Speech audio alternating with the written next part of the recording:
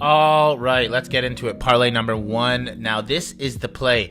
It's on the safer side, and it's meant to be because tomorrow, guys, it's a very slippery slope, and I want to make sure you guys are okay.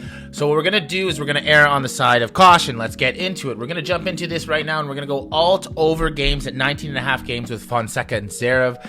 That's going to get you about minus 330 payout, and then you're going to pair it with the alt over games with Vacherot and ADM at minus 330. Look, it's minus 203 is not the greatest. It's not the sexiest, but it's going to get you paid. 1-2 units on that should be safe. Look, both of these matches are going to be scraps, especially the ADM one.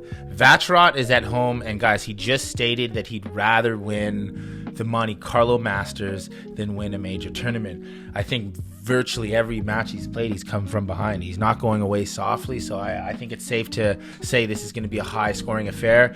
This is not going to be in straights. ADM is just going to struggle to finish this one. He constantly struggles with his main issue, which is lack of firepower and wrong clay, so it's going to be even more exacerbated. Doesn't mean he's not going to get through, but I just don't see him getting through in straight sets, and I think Vacherot could keep pulling it. Again, he's literally acting like the Count of Monte Carlo, keeps pulling magician tricks.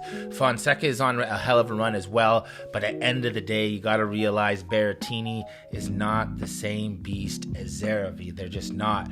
One's world class, one might not even be remembered. That being said, the Brazilian has all the tools in the shed to keep climbing the mountain. Whether he does, it's completely up to him. He's on a high, so will he ride it is the question. It's definitely going to be a high-scoring match, so let's ride that over. That's why all of this makes sense above. Hope that makes sense. Now let's get into parlay number two. Let's talk about it. What we're going to do here is we're going to take the public alt spread at 6.5 games.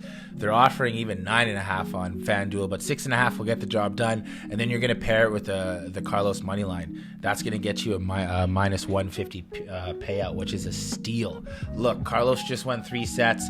I realize that, but he just won 3 sets with Echeverry. Bublik looked great against Jiri, but to think he has more of a puncher's chance on clay against Carlos, I think that's a little bit facetious. I have to say that. It just is. Echeverry is a clay specialist.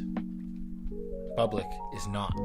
Need I say more on that? So let's not compare these two matchups like it's gonna mean a lot. Now let's move on to parlay number 3. It's a little quicker, and then I will call some money lines for you just in case you guys want to know.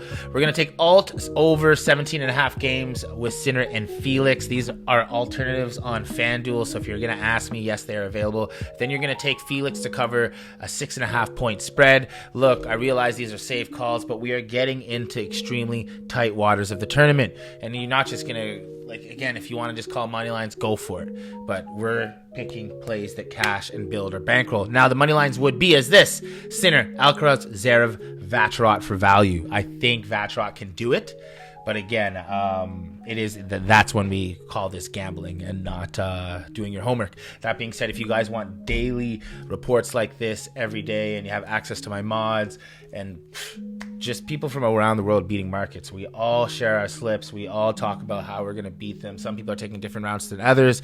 That being said, if you want to join the family, drop a comment, a like, subscribe, yada, yada. I'll see you guys in the next one. Tennis Director Wheeler, out.